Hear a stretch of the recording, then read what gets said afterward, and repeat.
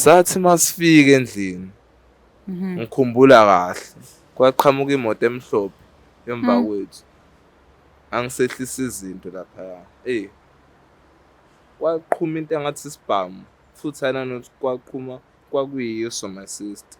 Yeah. Nhlanhla le angazi noma ngizothi mina abangibonanga Eish. noma ngizothi bangishiya ngoba ngangimncane noma kwenzakalani. Ish. Kodwa Ufuna yazi- ugrade banga leso sikhathi. Angifunda ugrade 3. Okay, bhuti wami ngicela uqhubeke nje umlandise ngakho konke umzima wabhekana nabo ngenkathi yena ebhizi edla imali. Cela ubuza-ke wena njengo-anti wami wawufila kanjani mhla ngiphuma ngigqoke ibhulukwe elidabukile ngesikoleni, mhla ngigqoke iy'cathulo ey'ngalingani, osayizi abangalingani ngiye esikoleni. Zithini ezinye iy'ngane nginjani ukuba inhlekisa. Awucabangi ukuthi wena yinto yangenza ukuthi ngidube ngikhetha ukushiya esikoleni ukuthi ngiyiliphi ihlazo kulesa sikole. Awucabangi nje ezinye izinto eyangenza ukuthi ngigcine sengiduba ukufunda ukuyeka isikole. Mawucabanga wena ngokwakho ngayeka ngoba ngithanda esikoleni noma ngayeka ngoba ngithanda Mfana noma wami kwaba yiphutha nga-realise late ukuthi hayibo kokuqala le ngane ingane yamfowethu and umfowethu omdala ngoba naye umfowethu benginakekela ngoba benginamathenda bengazi ukuthi angisebenzi.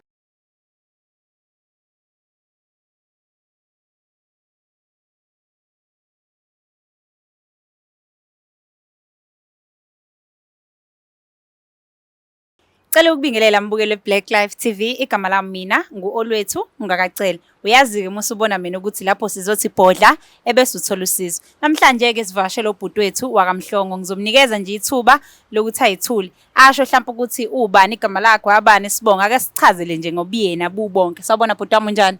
ngiyaphila njani? Ngiyaphila right Scott. Hayi ngiyaphila sesingezwa kuwena siswami. Nkosi yami impilo into ekhona. Bhuti wami bandla bengisacela ukuthi mhlambe uzazise nje kusuka ekuqaleni ukuthi uba igama lakho isibongo mhlambe wenzani njengamanje empilweni ukhule kanjani ukhulelephi ukhula nobani? Igama lami mina nguNhlanhla isibongo sami umhlongo. Ngikhulele eLamonti. Okay, mhlawumbe usichazele nje ukuthi ukhula kanjani eLamonti, ukhula nobani, kunjani, ufundaphi? Cela ungichazela banzi njengalokho. Mina ngikhule bengikhule mina ngingedwa kuma nobaba. Bengiyiqanda-ke kubona-ke. Okay. Ngifunda kwesinye isikole ekuthiwa i-BB ekhona la eLamonti.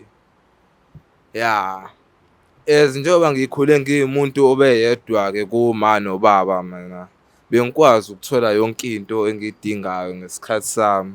Mhlawumbe uma ngithi ngifuna laptop iyakwazi ukungithola. Uma ngifuna i-PlayStation, PSP, wonke lamagemu ey'ngane bengikwazi ukukhala kuzwakale, ngikhale ngisizakala. Yeah. Cause ubaba bewumuntu wamathenda, wama-contract kanje beney'khundla. Uma bengasebenzi-ke ehlala ekhaya bandla yenza umsebenzi wasendlini epheka yabo abuye late kubaba sekulungile ngifunda-ke mina isikole. Yeah. Nabo benganankinga ngangikwazi ukubiza abafethu abangani bami sigcwale ekhaya sizodlala sijabulise. Yabo nje abafethu abaningi mina bengibiza ngo-Cheese Boy. Bebeyazi ukuthi u-Cheese Boy. Kufanele. Because ayikho into ebengiyihluphekele ekhaya. Mangikhala bengikwazi ukusizakala yabo. Noma ngoba ingane engiyifunayo noma ngasikhathini bekushowcase ukuthi meke ngathi kubaba ngiyazi ukuthi uyazi ukuthi mina iqanda lakhe yabo ngizokwazi ukusizakala fast. Yeah. La ngaphatheka khona ngabuhlungu ngempela ama sister ngaphoxeka khona. Ngoba losuku engiphinde ngilukhohle. Yeah. Ukushona kwabazali bami. Sasihambile nabo sikhiphile siyokwenza i-shopping njengento ebeyinjwayelo-ke vele. Yeah. Every Friday besinakho ukuphuma soyijabulisa sikhiphe kanje. Sothi ubaba uyasikhipha kanje. Sobathathu mina uma nami naye-ke kanje. Soyijabulisa sodla ama-ice cream lapha whatever sifunayo. Enze ne-grocery endlini leyo yabo. Sahamba saya kwenye imall ekuthiwa ise-Pavilion senze ama-grocery shop. sabuya kwahwalele kwakuwuLwesihlanu ngalezi y'khathi Nibuyela ngiyakhumbula. khona ekhaya lamuntu. Sesibuyele ekhaya eLamonti-ke manje Yeah. siphuma e-mall yasePavilion ukuyokwenza i-shopping my sister. Sithe masibuya sihambe sasifika njalo Mase endlini. uphazamisa ngicela wenze sure ukuthi mic isondele kuwena ngaqhubeka ke. Oh yeah, so yebo. Okay, akunankinga. Sathi masifika endlini ngikhumbula kahle kwaqhamuka imoto emhlophe emva kwethu. Angisehlisa izinto lapha. Kwaqhuma into engathi isibhamu futhi ayinanokuthi kwaqhuma kwakuyiso my sister. Yeah. Ngihlale angazi noma ngizothi mina abangibonanga Eish. noma ngizothi bangishiya ngoba ngangimncane noma kwenzakalani. Ish. Kodwa Ufuna ugrade yazi- banga leso sikhathi. Angifunda ugrade 3. Mm. Mm. Mm. Mm. Mm. Ngifunda ugrade 3 my sister. Ngaphatheka kabuhlungu lapha. Ngaphoxeka ngafisa ngathi nami ngahamba njengabo semthamo. Kodwa ngeke ngikwazi-ke ngoba uNkulunkulu ushuthi wayehleli into yakhe. Ngase Okay. ngirealize. Sebeshonile abazali kwenzakalani njani? Sebeshonile. Obani abafika kuqala esigamekweni sokushona kwabazali. Sebeshonile okuzali ngikhumbula kahle bandla ugogo kaMkhize khona ugogo esasumakhelwane naye. WakaMkhize abandla lakagogo wayesikhonzile kakhulu ke ekhaya abantu. Yena owokuqala wangiphuthumisela usizo la owafika owezwa kuqala wathi mayiphuma wababona bedindilizile. Yabo le yanto my sister into engeke ngiphinde ngiyikhohle. Nxese bhuti wami, nxese. Yeah, Ufika vele yeah. nje sebethula Ufika kusekhona nje oyedwa unyaka vele. zayo. Eish, Nxese bhuti wami, kwakubuhlungu my sister. nxese. Kodwa ngoba sekudlulile kwakubuhlungu khona ngalimala. Ngiyaxolisa Wafika. ukuzwa lokho bakithi. Ya wafika lo gogo wakaMkhize okuyena owakwazi ukuthi angixhumanise nomndeni wami wakubo kababa. Cause kubo kama isemakhaya kwaNongoma. All right. Yeah. Abakababa babehlala eMlazi kaG. Yeah. Uyena lo gogo wakaMkhize wakwazi ukuthi angixhumanise nabo. Yeah. Shuthi mangixhumanisa nabo, Bayafika kuzongcwatshwa. olwafika usuku lomngcwabo. Kwangcwatshwa kanjalo mawami nobaba wami. Sengcwatshiwe ke kanjalo umndeni wangithatha ngihlalisa phansi babe sebengichazela ke ekhaya wathi mfana wami njengoba sekwenzeka into kanje sorry saxolisa kodwa wazi ukuthi akukho ongadluli kuzodlula besacela ukuthi uhlale nanangu uanti wami uzongithatha sisuke ke khona lapha eMlazi sihambe siyohlala khona ke kwaNongoma. Okay, usuzoqhubeka ukhuliswa anti wakho ke manje. Sengizoqhubeka khona ngiyokhula khona. Angithi njengoba kade ngangenza ugrade 3 ngadropa out esikoleni. Ngathi njengoba sengiyile khona emakhaya kwaNongoma. Afike watholela isikole futhi. Ngafika ngatholela isikole kwaphoqa ukuthi ngiqale amaphansi lona lelo grade abengikade ngiwenza. Ngiqhubeke nawo. Nhlanhla leyo ngisithole kamnandi isikole sengifikileke khona. Ngifunde kamnandi ngazane namajitha ngithola abangani phela nami ngumfana gcina sengithola abafethu engazana nabo ya khona kwakunzima ukuthi ngiunderstand le life le engingayijwayele Yeah, usuke elokushini usuyemakhaya manje. phezwa lokho bengiyiqanda kumama nobaba angikwazi ukuthi uma ngicela lokhu ngikwazi ukusizakala manje kanti ngala sengifikile ngangikwazi ukuthi auntie besacongepha noma u10 okukhera esikoleni engitshela ukuthi mntanami nawe uyabona ngisashizilela into esingakwazi ukulala sidlile namhlanje lo 10 ngingawuthola kanjani mina ngiqala ngibona ukuthi ngihlala noauntie kuphela nakhona naye akekho right uyaphanda ngangazi lokho mina cause ekukhuleni kwami sengikhulile ngathola ukuthi cha mawushonelwa abazali kunale mali lo oyitholayo foster care my sister shithi njengoba ngicela mina ngicela ngiza ngesihle kahle ngiyamcela ukuthi auntie ngazi ukuthi njengoba mina ngibhekane nento kanje bengisacela ke nami ungisize mhlambe ungenzele noma ileso sto sengizoyibona-ke mina ngizozama ukuphanda okunye ongenakho engishodelwa yikhona ngizozama uku-eda ngiphante ngakho lokhu yabo ukuze ngikwazi ukuthola okunye engikudingayo. Emva kwalokho kwangathi ngipress inyoka emhlane wadina kakhulu wadina wafonela ekhaya wabiza indoda yakhe kwaxabana kwayimaye baboma umhlola manje kwangathi mina ngomuntu manje ongakwazi uku-appreciate ya kwaze kwacaca ukuthi nami ekhaya ngiyaphuma esikoleni ngigqoka amabhulukwe adabukile iy'cathulo ey'dabukile nhlanhla ukuthi ngazana nabantu-ke nami ngangiphila ngangingay'tsheli ngabafuthi bekwazi ukuthi bencamela ukusarenda ngey'cathulo zabo bey'nikeze mina bema kubo bethi bantshontsheliwe iy'cathulo esikoleni mhlampe kanti ngenxa yokuthi bebedabukela mina. Kwathi sekwenzekile-ke lokho sengisicelile-ke isitolo njalo wanqaba wangibizela nendoda yakhe kwaxabana lokhu kwathiwa mina ngi-appreciate what I wish ngabona ukuthi yazini shuthi la ekhaya mina ngiyinyongo kahle kahle ngiyabacika yabo ngancamela ukuthini ukuthi angibashayise ngomoya my sister ongenani vedane ngihambe ngibone phambili ukuthi ngiphila kanjani. Wase uyasiyeka-ke isikole? Ngase ngasiyeka-ke isikole ngagcine ngingakwazanga ukufika ngisho naka-grade 10. Mhlawumpe mengakubuza nje ungazizwa kanjani uma ungathola ithuba mhlawumpe lokuthi ukum-understand-isa u-anti ngobunzima wabhekana nabo ubuhlungu akuzwisa bona kuyona yonke lento osungichazele yona? Engingakusho nje ngingajabula kakhulu ukumbona ngike ngimbuze ngihlale phansi ngimbuze ukuthi lento wayenziswa yini Kwakumayelana nani? Kwakumayelana nani sengaze encamela ukuhlukumeza mina kangaka ngingatholi ngisho isenti kwimali engazi kahle ukuthi abazali bami. Okay bhuti wami akunankinga ngicela nje ukwenza nje sizoya ey'tolo kancane bese siyabuya sihlala nayo anti phansi. Ngifuna ukuthi leli thuba mhlampe ukulisebenzise ngoba ngikholwa ukuthi izokulekelela ngendlela ethize. Ngicela u-anti umvezele bonke ubunzima wabhekana nabo even before uzuthatha isinqumo sokuthi uyabaflathela uyahamba. Cela umtshele izinto nga-one ezazibuhlungu owawuyithwele njengomntwana phezu kwalokhu walahlekelwa abazali. Wawusawumuntu owakufuze ngabe upholisa amanxeba uya-understand-isa ukuthi impilo kuyenzeka lokhu empilweni, impilo kumele iqhubeke.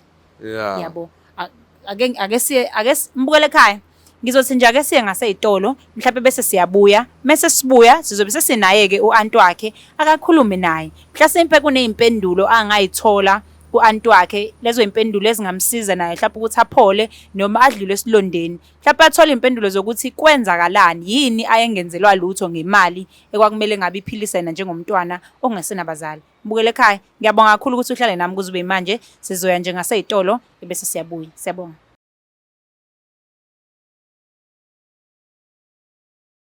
Cela ukuphinda ngomukele mbukele Black Life TV njengamanje-ke usenathi u-anti studio anti njani? Ngiyaphila sisona njani? Ngiyaphila nami bakithi ma ngabe uyamazi lo bhuti ohlela phambi kwethu? Yebo ngiyamazi ingane yami mfowethu. Okay besacela bandla uzazise igama lakho nesibongo. Igama lami nguNomzamo wazi ekhaya.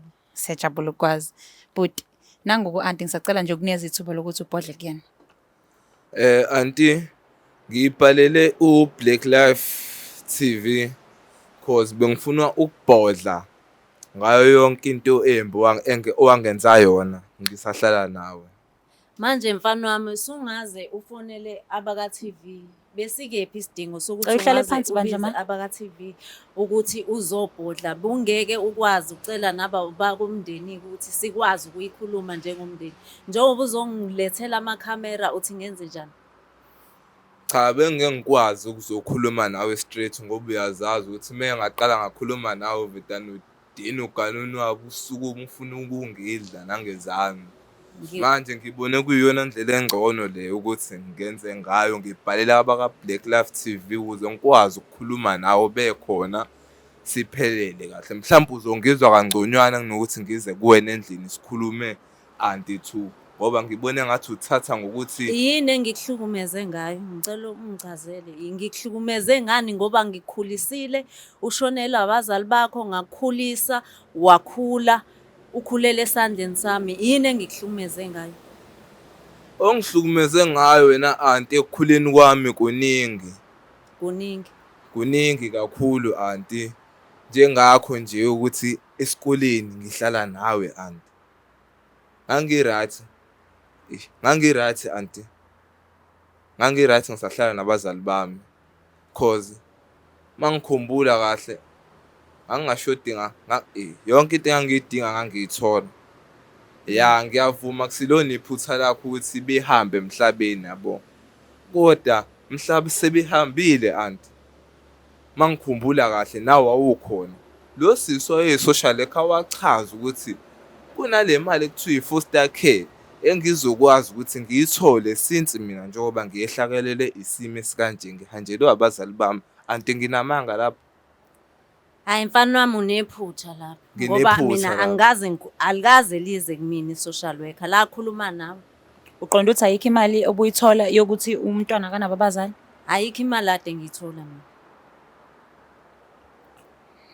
Serious anti. Ngiserious.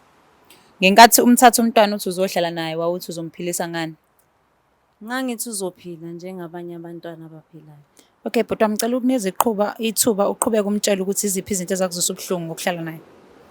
Into yokuqala wena anti yangizwisa ubuhlungu. Since njengoba sengazi nje ngikutshela manje hayi ukuthi ngiyakubuza ngiyakutshela anti ukuthi lo siswa social worker ngikhumbula kahle wangichazela ukuthi ubhodi njengoba wahlala isimo esanje kunale mali ukuthi ozoyithola. Okay ngangayinaka lonto ngangafuni ukuxina cause ngiyabona vele nami ukuthi ngihlala nawe yabo futhi uyakwazi ukungibhekelela mhlawumbe ekudleni kanje ngihlala nawe ngiyakwazi ukubuya ngizofihla ikhanda emzini wakho angikuphiki lokho esikoleni and uyazi bengihlala nomuntu wena awukwamukeli lokuthi sakuthatha nomyeni wami wazohlala nathi.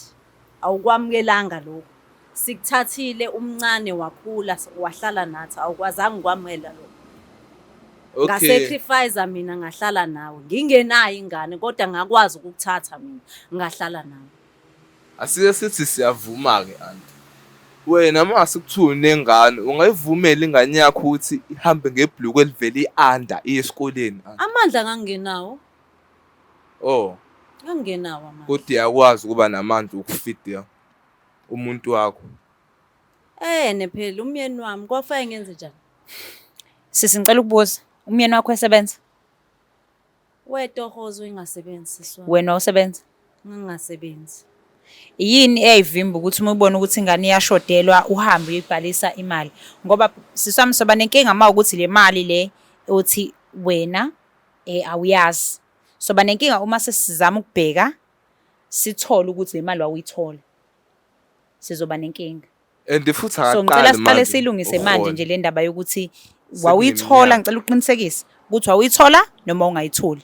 Uma ukuthi ungayitholi kwakuthini kuwena ingane isihamba ingagqokile wayizazi ingekho nihlobo ongayithinta ukuthi ilekelele enganeni? Siswami hayi angixolise nginephutha ngangiyithola siswami imali. Wena futhi ngangiyithola imali okushuthi ngangididwe uthando. Wayephuza imali egembula ngemali kushuthi nami ngangididwe uthando. Okay but wami ngicela uqhubeke nje umlandise ngakho konke umzimo wabhekana nabo ngenkathi yena ebhizi edla imali. Cela ubuza ke wena njengo anti wami wawufila kanjani mhla ngiphuma ngigqoka ibhluku edabukile ngesikoleni? Mhla ngigqoka izicathula ezingalingani osize abangalingani ngiye esikoleni. Zithini ezinye izingane nginjani ukuba inhlekisa? Awucabanga ukuthi wena yinto yangenza ukuthi ngidube ngikhetha ukushiya esikoleni ukuthi ngiyiliphi ihlazo kulesa sikole? Awucabangi nje ezinye izinto yangenza ukuthi ngigcina sengiduba ukufunda ukuyeka isikole? Mawucabanga wena ngokwakho ngayeka ngoba ngithanda esikoleni noma ngayeka ngoba ngithanda noma nami kwaba yiphutha ngarealize late ukuthi hayibo kokuqala le ngane ingane yamfowethu and umfowethu omdala ngoba naye umfowethu benginakekela ngoba benamathenda bengazi ukuthi angisebenzi okushuthi nje ilo muntu engangihlala naye mina angisibonanga ngaleso sikhathi leso simo ngesikhathi into yenzeka. Iphutha ngaba nalo kakhulu umfana wami ngaleso sikhathi. Mama ngicela ukusho nje lokho ayikho into othi wayirealize. ngicela sivumelane kulokho ukuthi asingaqambelana amanga ukuze sizokwazi ukuthi silungise lento elapha ey'ngane. Number 1, le ngane awukwazi uyibheke. Wakwazama ukuyibheka emva kokuthi iflathelile ekhaya ehamba? Angizange ngibheke. Number 1 le ngane awukazi uyibheka, akazi uyicake ngayo, iyeka isikole yahamba. Number 2, imali la kade uyiphika khona manje akapheli ngisho 5 minutes uyiphika. So ngicela sivumelane ngokuthi awurealizanga. Ungathi uyarealize namhlanje ngoba sesikhuluma lento kanje. Cela nje ukhuluma iqiniso ulapha umntwana phambi kwakho. Umntwana kuningi abhekana nakho ethembe wena. Bhuti wami, uphuma kanjani ekhaya kuze kube uyaflathela? Ngicela nje sibuyele lapho. Kwakwenze njani kuze kube uyahamba ke ekhaya usuthi ayikho into ozokwazi ukuyikhuluma no-auntie? Into eyangenza ukuthi ngidube ikhaya, ngikhetha ukuflathela ngihambe ngingacabanga ukubuya. Ngakhuluma no-auntie kahle ngesihle, ngesizotha, ngathoba, ngavuma futhi ukuthi okay le mali le angayisebenzisa, angaqhubeka ayigcine. Phela-ke mina cela ngenzele noma into eyodwa vo kuyona. Ngathi cela ngenzele isitolo eceleni mase iyaqhubeka-ke naye asale ayibona ngoba ngiyabona ukuthi okay ngathi udiphendele kuyona noma engadiphendele kuyona engathi iyasiza ekhaya, iyalekelela. Ngathi yazini ngeke ngikuxine, ungaqhubeka uyigcine kuphela mina congenzela isitolo ngikwazi ukuqhubeka ngiphante, ngazi ukuthi uma ngiphumile ngiyabuya ngiyahlanganisa la esitolo, ngiyakwazi nami ukusiza, ngiyakwazi ukuyilungisela, ngikwazi ukuthenga into zokugqoka, iy'mpahla nani nani, ngikwazi ungahlupheki. Ngathi uma ngicela lokho kwangathi ngiyamthuka u-auntie, kwangathi ngiyadelela nje lokhu kokugcina. Wadina waze walanda umuntu wakhe, kwacaca ukuthi yabona namhlanje benganginquma ngisho ukunquma. Ngabona nami ngokwami ukuthi cha, kuleli khaya leli hhayi ngoba ngihleli ngoba ngithanda noma kuyisekhaya, cha, sebeyenzela nje ngoba nami kunalokho. Ngabona ukuthi yazini okungcono ngibakhululekise, mina ngikhetha ukuflathela ngiphumule ngihambe ngingabe ngisabuya. That's why-ke ngahamba ngashiya ikhaya, ngathi ngeke ngiphinde ngibuye njengoba sengikubona namhlanje ntwami. Hey, yebo wafuna impela sisi ukuthi ngimenzele isitolo. Kodwa manje nemali engangiyithola phela yayingenkulu. Ngoba kwakufanele silale edlile. Kwakufaneke nje yonke into ngibe right nami. Ubhokelani-ke ngolaka?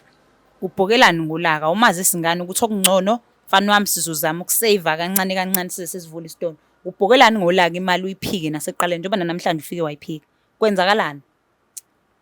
Hey, ngasho ngithi umyeni wami sisi. Ngoba ngangizwa ngaye uyena ababuye ekhaya ngoba nokuthi azohlala nami, ngakhuluma naye wavuma ukuthi azohlala nami. Oh, Umyeni wami uyena owayethatha iy'nqumo njengenhloko Ingane yekhaya. yakhuluma nawe, wena wabiza umyeni wakho amfaka kule ndawo. Kwakufanele ngitshele yena ukuthi uthi usibani bani, uthi uNhlanhla manje faye kube kanje. Awukuboni-ke alikho iphutha kulokho? Kukonke nje izingane iyahamba, anilandeli, niqhubeka nidla imali yayo. Kwenzakalani? Ngahlala futhi ngathi mase efuna ukubuya uyobuya. Awuliboni iphutha namhlanje? Namhlanje Wawungaliboni nasekuqaleni? ngiyalibona namhlanje iphutha. Ngiyalibona iphutha. Usekhulile futhi wayesamncane. Wayengakabi indoda njengoba eseyindoda emngaka. manje uqonda ukuthini wena? Uqonda ukuthi leli phutha ulibona ngoba nakho sengikhulile? Sengiyalibona phela mfana wami. Cha, wena auntie mina into engiyibonayo la, ish, ngingaze ngikhiphe namagama abuhlungu, yabo. Ngiyaxolisa. Ngiyayithoba futhi. Ngiyaxolisa. Ngiyalibona iphutha lami. Ngiyalibona mfana wami iphutha lami. Nobhuti lelele khona futhi engathi angangixolela ngesenze sibe engasenza kuwena. Ngiyaxolisa mfana wami, ngiyalibona iphutha lami. Ngicela uthole enhlizweni yakho ukungixolela. Ngiyacela. Mina nginakho engingakusho nje khona ukuthi anginawo amagqubsi. Siyosinda ngakho lokho. Ukuthi anginayo inhliziyo embi. Ngiyakwazi ukucabangela omunye umuntu ngokuthini ngiyalazi imuva lami. Ubuhlungu, indlela engibuya kulona, ngiyakwazi ukucabangela umuntu. Ngiyaxolisa, usuyindoda, ngifuna umutho labantwana ubakhulise. Ngiyacabanga ukuthi impilo engikuphilise yona ngikudodisile ukuthi ngelinye ilanga nawe ukwazi ukuthi iy'ngane zakho uy'phathe kahle. Ngiyaxolisa mfana wami, ngiyazi umfowethu wekuphethe kahle futhi ayikho into oyiswela. Engicela ukusho lama ukuthi akekho oqala umuntu okhule ngokwanele ukuthi angathi akasasidingi isandla somuntu omdala. Umdala kuyena. Ngikholwa ukuthi igama elithi ngiyaxolisa nje kuphela aliphelele, alisilaphi isilonda. Cela ukuzwa ngawo ukuthi iziphi izinto ofisa ukuzenza ukumlekelela ukuthi akuxolele, ukumvezela ukuthi uyamthanda yize kwenzeka konke lokho kwenzeka uyamthanda. Usengamgona noma eseyindoda endala engaka but usengayidlala indima yokuba u-anti wakhe methi anti azi ukuthi uno-anti. Hayi ngisengayidlala. Ngisengamthathisa komfana omncane le ngahluleka ukukwenza esamncane. Ngisengamthathisa, ngiyalibona iphutha lami. Ngiyalibona kakhulu iphutha lami mfana wami. Ngiyacela ungixolele. Ngiyaxolisa yonke into eyifunayo noma amandla ngingenawo. Kodwa lokho enginakho okufunayo ngizokwazi ukukusupport. Bhuti wami njengamanje uzizwa kanjani? U-anti usevezile ukuthi uselikhiphile igama lokuthi uyaxolisa futhi uthembisa ukuthi ukusuka manje kuya phambili uzoba nendlela yokuthi aloku ekulekelele njalo ukuthi uphole. Ngoba okubalulekile kunakho konke ukuthi kuphole wena ngaphakathi. Uzizwa kanjani? And yini oyifisayo mhlawumbe u-anti ukuthi aqhubeka ayenze ukusuka manje kuya phambili? Ngiyamuzwa u-anti uyaxolisa. Uyaxolisa anti, ngiyafisa nami ukuxolela. Kodwa inhliziyo ayivumi cause kuningi kakhulu. Khona ngiyadlulisa. Angenubiza abaka-TV ngoba ufuna sixolelane. Bufuna uxolo, bufuna ipeace. Ngiyavuma kodwa akwenzeki, angazi indaba. Akwenzeki cause ziningi kakhulu izinto esingidlulisa kuzona. Akulula kanjalo ipain. Ngiyazi mfana wami, ngeke kudlule ngokuthi njengoba sila manje ngalesikhathi uthi manje, kodwa ngiyacela uzame enhlizweni usuku nosuku. Ngizofisa ukubona nala uhlala khona noma singahamba nabo kabaka-TV siyobona lo uhlala khona muthanda, noma sohamba sobabili sofonelana ungitshela ukuthi uhlalaphi, mina uyangazi ukuthi wangishiyaphi. Mhlawumbe mesibonana kuzogcina isilonda siphola. Bhuti wami engicela uqonda ukuthi njengamanje asiphoqi ukuthi ulamukele leli gama elithi ngiyaxolisa ngoba siyazi ukuthi igama elithi ngiyaxolisa aliyanele. Alikudlulisi lokubuhlungu wabuzwa, alibuthathi libeke eceleni. Aligqibi indaba yokuthi wena wathi uthe uke walala emgaqweni ngenxa yokuthi u-anti wakwenza into kanje. But sifisa ukukuthola ukuthi uyamnika mhlawumbe imvume yokuthi ake azame ukuthi akulekelele. Ake azame ukuthi axolise ke mhlawumbe ake sithi usizo lakhe awusalidinga ndawo, but ake azame ukuthi akuxolele ngoba uxolo sikholwa ukuthi luyigaba. Khona isigaba sokuqala la uthi okay usenginikile igama lokuthi uyaxolisa, bese kuba khona isigaba esilandelayo la uthi okay zonke izinto usangiphatha njengomntwana wakhe. Ngisasho ukuthi mengithi anti ngizwe ukuthi ngisho ku-anti ofisayo ngempela ukuthi abe u-anti wami. Ayikho enye into esangale kokuthi ngiyaxolisa kwakhe ngoba ukuxolisa kuthatha isikhathi, kufuna ukuthi naye aloku eyincengele lungise kuzokuba uyaphola. Uyamnika nethuba lokuthi enze lokho. Qinisile sisi wami, njengoba kade usho ukuxolisa kuthatha isikhathi, nami ngiyafisa kodwa ngingasho ukuthi ngiyamxolela u-anti cause ukubamba igqubu akusizi ngalutho. That's why ngibhalele ka-Black Life TV ukuzodlulisa okusekwenzeka cause sekwadlula. Ngiyakuzwa lokho namadlozi cha engangiphikisa impela mase kuthiwa ngiyiphikisa into kanje. Ngiyakuzwa antami, ngingasho engingakusho nje ukuthi ngingakunikeza ithuba uyibonakalise ukuthi ngempela lamagama wakhipha ngomlomo wakho serious ngawo. Ilokho engingakusho. Ngiyabonga. Okay bhuti wami, alukho olunye usizo saludinga kuthina mhlampe njenge-Black Life la sithi ibhodla khona, kukho okunye osafisa ukubhodla so wanele usufisa nje impilo iqhubeka? Ngingasho kanjalo ukuthi sekuphelelisiwe bengingakusho kwa-Black Life TV. Ngibongile kakhulu ngosizo. Phela mina engikudingayo manje ukubona ama-reactions akhe u-anti ukuthi userious ngalokho kade eqeda kukusho manje. Alright bhuti wami, okay. Ngicela nje ukuthi sibuyele kancane emumva. Engifisa ukukuthola Yebo. ukuthi wathi abazali bakho bashonela phambi kwakho. Ngifisa ukuthola ukuthi sisahlala edlaleni leso sithombe emqondweni wakho noma wakhula ngoba usemncane kakhulu mhlambe wakhula niyize kusabuhlungu phela ukuthi balahleka kodwa isithombe asisabuyi. Sifisa ukuthola ukuthi kuleyo mkhakha wabazali bakho kwenzakalani. Hayi isithombe leso sithombe sesadlula. Sesadlula. Kodwa mangicabanga ukuhlukumezeka angifuni uqamba amanga siyabuya ukuthi yazi ukube kungcono kube kusaphila ubani uma ngabe kungconywana mhlawumbe ngaba ngidlulanga kuleya life leya. Dethu ayingakho ngikhala ngo-anti ngisho ukuthi akulula.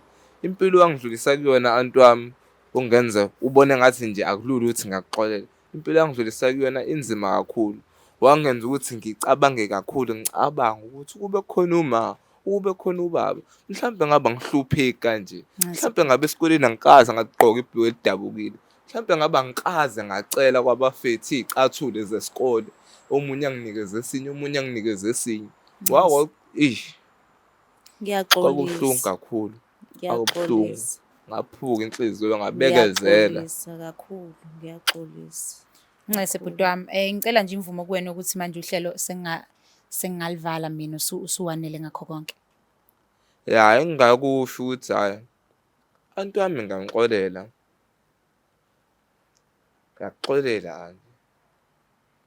phela ngisazocela ukubona ukuthi ngempela ubuserious ngalokho kade ukusho ukuthi usushintshile sengizobona ngama reactions akho abaka Black Life TV ngiyabonga kakhulu ngosizo ngiyathemba ukuthi lukhona ushintsho engizolibona okunasekuqaleni.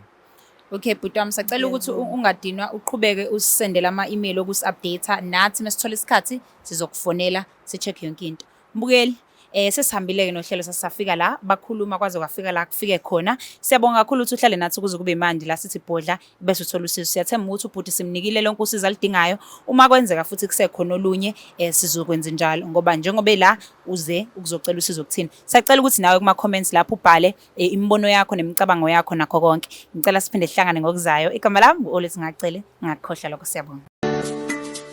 Black Life Traditional Pharmacy izimpande zama-Afrika. Sikulethela konke ongakudinga. Sisebenzisa imvelo kokulapha, sididiyele izimpande, kwahlanganiswa ongoti abahamba phambili kwezokulapha ngesintu. Senzela wena. Sikhona isikhafula sokubuyisa isithandwa sakho, ukuthola umsebenzi, ubuyisa umuntu wakini owaduka. Sikhona neziwasho. Sikhona isiwasho sokugeza isichitho, ube nogazi, uthandeke ebantwini, ukususa amathunzi amnyama, nokuvula izinto zakho zikale phansi abantu bakuthande. Siyabasiza noma uma unenkinga umhlume, ama-ulcer, i-cancer, i-BP, ushukela, ama-fibros, uvule nesibeletho ukuzothola abantwana. Siyabasiza nosisi ukukhuphula isitofu sibeke ku-6, indoda ikuthande kakhulu izikuphi imali. Nobaba sebasiza ukuqinisa idonkipiri, umthetho uqine endlini. Wenza umuntu wakhe athande wena wedwa, alangazelele wena wedwa futhi uphinde uvikele umkakho. Woza kithi epharmacy